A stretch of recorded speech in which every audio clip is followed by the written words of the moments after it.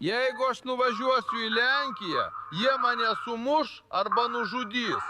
Tikrai aš važiuoju į Lenkiją. Galbūt Vokietija, galbūt kažkur, kur būtų galima gerai gyventi.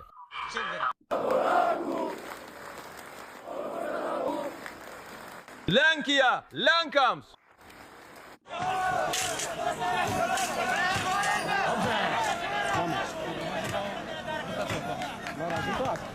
Gerai! Būkite kaip Lenkija. Tiesiog, būkite kaip Lenkija. Jums nereikia būti rasistais, jums nereikia būti blogais žmonėmis, jums nereikia smurtauti. Jums reikia suprasti, kad jei įsileisite trečiojo pasaulio šalis į savo šalį, jūsų šalis taps trečiojo pasaulio šalimi. Ir štai kodėl Lenkija neatrodo ir nesijaučia kaip trečiojo pasaulio šalis. Sąžiningai, vaizdai iš Lenkijos yra neįtikėtini, bet jūs turite daugiau suprasti apie tai, ką jie daro ir kaip jie tai daro, nes tai tikrai nuostabu. Jie nustato standartą, kaip reikia tvarkyti su migracijos krize, kuri apėmė Europą. Sveiki atvykę. Aš čia gerai. Tai yra atsakas ir mes tikrai vertiname, kad esate čia. Taigi įjunkite pranešimo vartelį, prenumeruokite, palaikykite vaizdo įrašą ir darykite savo dalyką. Dabar jūs esate judėjimo dalis, mes esame. Ant sienos, tarp Lenkijos. Baltarusija, mes norime vykti į Lenkiją, bet jie mūsų neleidžia. Ir mes esame miške, labai šalta ir lyja. Mes negalime užkurti laužo. Čia yra vaikų, ryte jie bus mirę. Tikrai? Ir mums reikia pagalbos. Labai šalta, mano žmona serga. Mums reikia pagalbos. Mes norime vykti į Lenkiją. Pasakyk jiems, jie mūsų nepraleidžia. Jie sakė, kad jei eisiu į Lenkiją, jie mane sumuš arba nužudys. Tikrai? Aš vykstu į Lenkiją. Galbūt į Vokietiją, galbūt kažkur, kur būtų galima gerai gyventi. Matai, tai yra tokia propaganda, kurią jie tau bruks, kad parodytų, kodėl tai blogai, jog šalis neįsileidžia imigrantų, kad Lenkija turi tokią politiką, Lenkija tokia bloga. Štai kas vyksta šiame vaizdo įraše. Šis vyras atėjo prie nelegalios sienos, per kurią jam neleidžiama pereiti. Ir jis puikiai žino, kad jam neleidžiama pereiti. Tai nelegalu, tai paprasta. Matote policiją. Ir vis dėlto, ką jis daro? Užuot pasakęs, ei, mes padarėme klaidą, darome kažką nelegalaus, galbūt turėtume ieškoti kitos šalies, kur tai būtų legalu. Jis sako, jūs esate blogi, o kaip mes, o kaip mūsų vaikai, o kaip mano žmona? Na, galbūt jums nereikėjo jų čia atsivesti, nes tai nėra vieta, į kurią jums leidžiama patekti. Bet jie bando sukelti užuojautą ir pasakyti, kad Lenkija yra tokia bloga, nes jie neturi jokios užuojautos. Bet štai kur ironija. Jei jūs jaučiate užuojautą šiam žmogui ir jo vaikams, galiausiai nebūsite užjaučiantys savo vaikams ir savo visuomeniai. Todėl, kai dabar matote Lenkiją, Lenkija atrodo graži ir nuostabi. Ir kaip viskas, ko tikėjomės ir norėjome matyti Europoje. Gražus vakaras Lenkijoje. Čia ramu, čia tylu, čia taiku. Čia nėra smurto. Gatvėse nėra galvų nukirtimų, peilių dūrių ar jokio didelio masto nusikalstamumo, kurį sukeltų nelegalūs imigrantai.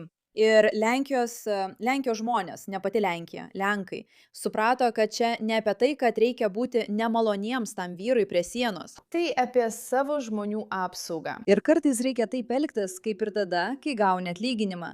Juk neduodi jo visiems gatvėje, kad jie turėtų pinigų, o tu liktum be nieko, nes tai būtų kvaila. Jei turi visuomenę, neturėtum labiau rūpintis visais kitais, o ne savais žmonėmis.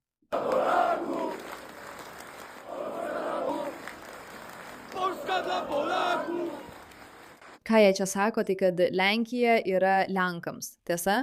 Ir tai tapo kažkokiu beprotišku, beveik rasistiniu dalyku. Tai Lenkams. Jie nesako, kokios spalvos Lenkai, kokie Lenkai ar kokios religijos yra Lenkai. Ne, jie sako, kad žmonės gimę Lenkijoje, turintys Lenkijos pilietybę, yra tie, kurie nusipelno gyventi Lenkijoje, o ne žmonės iš kitų šalių, nebent jie gali konstruktyviai prisidėti prie mūsų visuomenės. Jie nesako ne islamistams, jie nesako ne juodaodžiams, jie nesako nieko, kas iš tikrųjų būtų rasistiška. Jie tiesiog sako, kad nori ginti savo šalį. Ir kaip jie tai daro, mano draugai? Na štai taip, pažiūrėkime.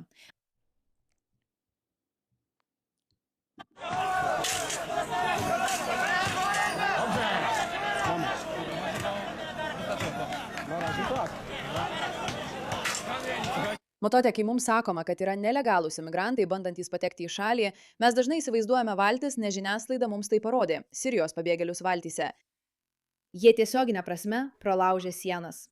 Sienos apsaugos linija tarp dviejų šalių turi rimtų saugumo pasekmių, ne tik dėl nelegalių imigrantų, bet jie ateina, kai ten yra policija ir sako, tai yra mūsų teisė, tai yra mūsų nuosavybė, mes sunaikinsime jūsų nuosavybę. Pirmas dalykas, kurį šie žmonės daro atvykę į kitą šalį, yra tos šalies turto naikinimas. Ir manau, tai pasako tiesiog viską, ką reikia žinoti apie tai, kaip jie ir toliau elgsis su šalimi, kurią matyt turėtumėte rūpintis labiau nei savo vaikais. Einam. Dojdą do tego płotu, podsuwamy.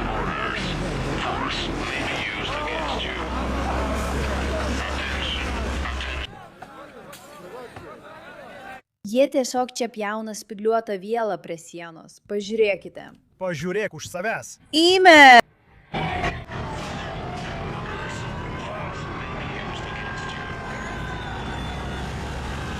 Eik. Ir todėl Lenkija tuo tiesiog nesidomi. Taigi čia yra siena, o šie žmonės skuba. Kaip matote, jie skuba pereiti. O Lenkijos policija sako, ne, čia yra siena, nebereikalo. Tai vadinama įstatymu ir tvarka. Tai mūsų šalis, jūs negalite pereiti. Jie tiesiog fiziškai bando pralaužti sieną. Ką jie galvoja, kas nutiks? Jie pasieks šią pusę ir policija jų nesustabdys? Žmonės su žemu IQ, ką galiu pasakyti. Bet čia policija sako, taip, atsiprašome, atsitraukite, išeikite iš mūsų teritorijos. Jūs čia nepageidaujame. Viskas. Tai paprasta, tai lengva, tai nėra sudėtinga. Jūs čia nepageidaujami, nebent atvyksite teisėtais būdais. Dabar pažiūrėkime į šį Lenkijos parlamentarą Dominiką. Nulis. Nulis neteisėtų migrantų. Kaip nulis reiškia nulis. Mes nieko neįleidžiame. Tai tiesiog faktas. Taigi, ką jūs galite padaryti kaip europiečiai? Turite spausti savo politikus ir sakyti, būkite kaip Lenkija. Nulis reiškia nulis. Ką manote apie tai, kad daugelis kitų Europos šalių jūs vadina rasistu ar fašistu? Man visiškai nerūpi. Man visiškai vienodai. Jie gali mane vadinti rožiniu elfu. Dramblio. Tai aš pasakiau laidoje Newmanas 2018 metais. Tai buvo 2018, kai daviau šį interviu ir pasakiau nulis. Ir visi buvo tokie, kaip tu gali taip sakyti? Taip, aš galiu taip sakyti. Man visiškai vienodai. Turite rūpintis savo šeima, savo šalimi. Savo saugumu. Štai kaip yra. Saugokite save, vaikinai. Turiu pasakyti, aš iš tikrųjų pažįstu tą vaikiną, Dominiką politiką, esu su juo susitikusi. Dabar jam parašysiu žinutę ir pasakysiu, kaip vertinu tokį turinį.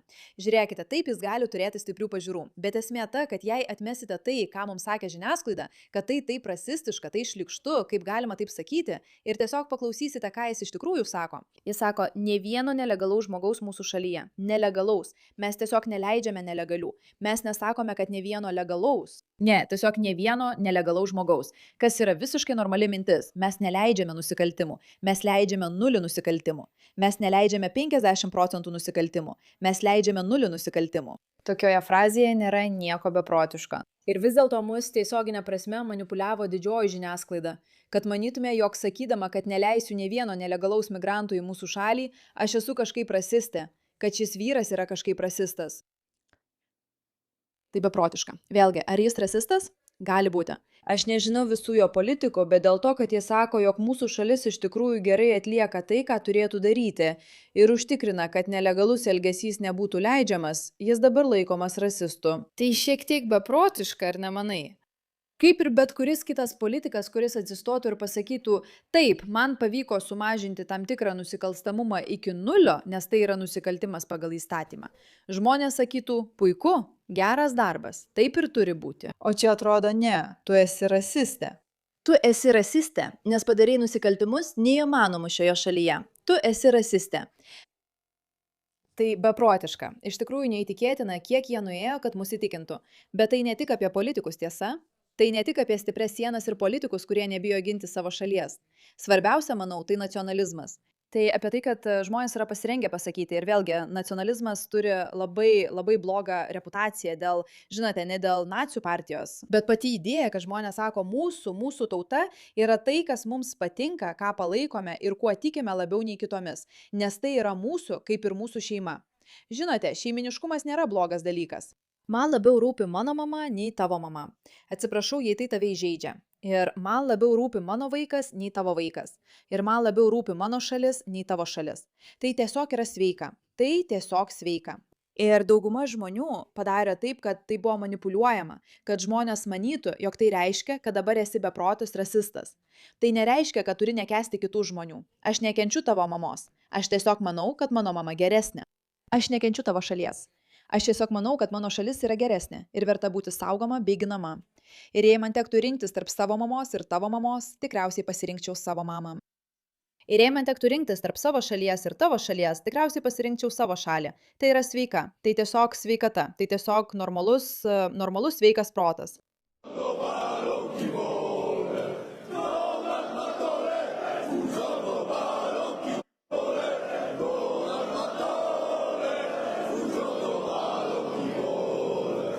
Žiūrėk, daug žmonių žygiuojančių gatve ir garsiai skanduojančių dažnai atrodo šiek tiek bauginančiai. Ir manau, kad tai dalis priežasties, kodėl šie žmonės turi blogą reputaciją.